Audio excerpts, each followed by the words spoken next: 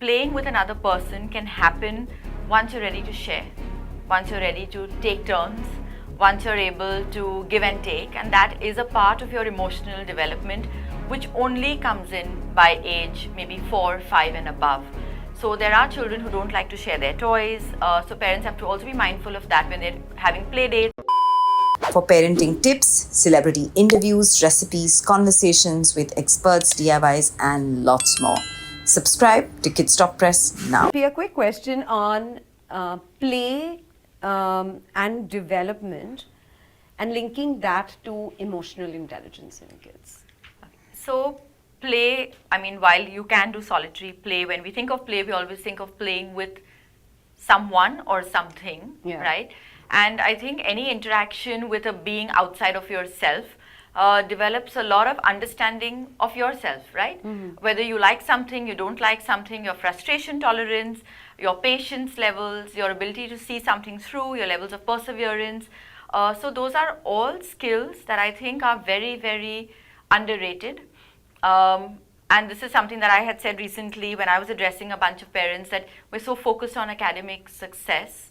Our kids get their foot into the college, into the school, but sustaining themselves through that are all these other skills that you require, which is problem solving, empathy, compassion, resilience, time management, perseverance, so many things that come through play. I mean, I can try to build this, it may take me a day to do, it may take me hours to do, but the ability to actually see it through to completion is something that is invaluable, right? So I think our social emotional quotients develop, our ability to troubleshoot, all of those things are really, really important, and they come through play. Right. You spoke of a very interesting thing of different stages of play. Do you guys want to walk me through the ages and stages of play from infancy to, about 10 to 12 years? The dynamics change. It's not a stage that leads to another stage, Mansi. There are early years kids who are very social and they love to play with each other. And then there are kids who are private. But it's about just understanding personal space. It's about enabling them to, in their own way, make those connections and form those relationships through play. So it's, I don't like theory because it just bogs us down.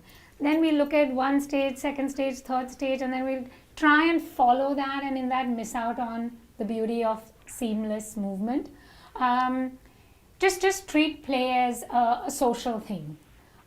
So if it's even in a group, maybe two kids are playing separately, but they're still part of a larger group, a part of a larger community. So I'm not into the stage-wise development because I just think it takes it away from what the children can then move into. And I think COVID's taught us one thing.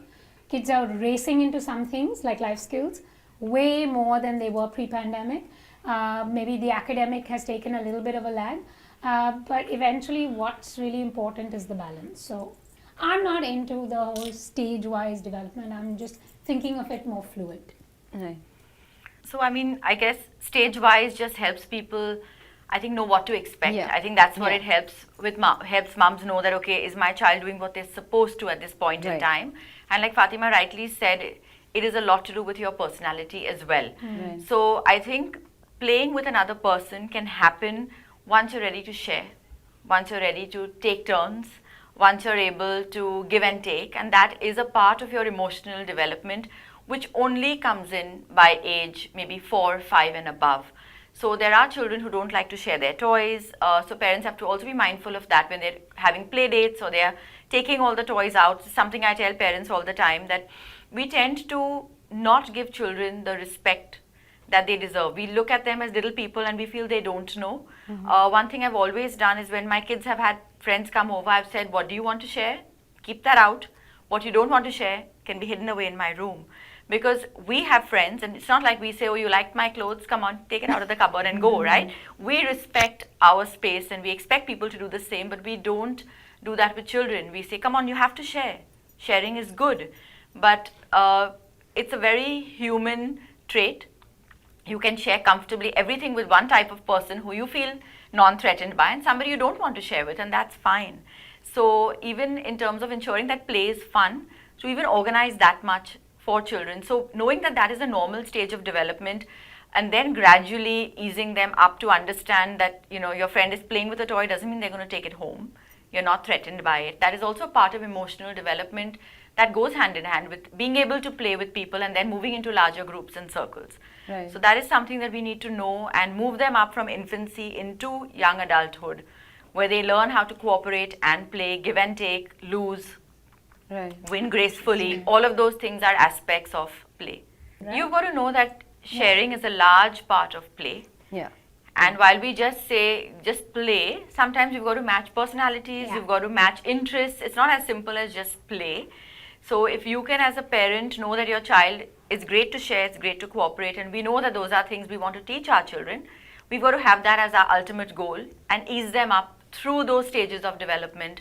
Because a child at 2 and 3 does not know how to share, does not know how to cooperate, and then putting them in that position is only going to make that play date a disaster or the experience unpleasant. And Mansi, you have to remember, we've come out of pandemic. These kids were in lockdown.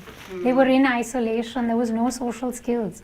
So for them, you've told them, stay away, keep away, you fall sick, if someone coughs, this will happen. You've put all that in, and suddenly you're saying, now go and share. Yeah.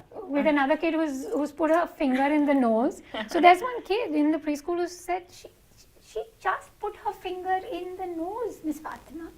I will not do it. Senior Yeah. KG, of Yeah. course, is a little more eloquent than your nursery babies. And you know what? She's It's right. true. It's true. Even sharing food, right? You sit at a table, not everyone, like personally myself and definitely my son, we don't like everybody just digging into a plate. We like, Yeah. you know, serve not a yourself, bori take it out of. Though I love the bori thal. So, you know, it's like, it's even that, right? So it's sharing, it's enjoying a meal with somebody, that's also play. Yeah. Sometimes, you know, it's interaction with people. Play is such a cognitive thing. We look at it as a physical thing, but it's actually a very, very cognitive thing.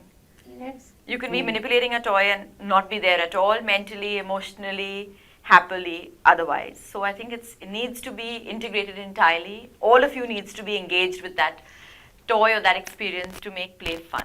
For parenting tips, celebrity interviews, recipes, conversations with experts, DIYs, and lots more. Subscribe to Kids Talk Press now.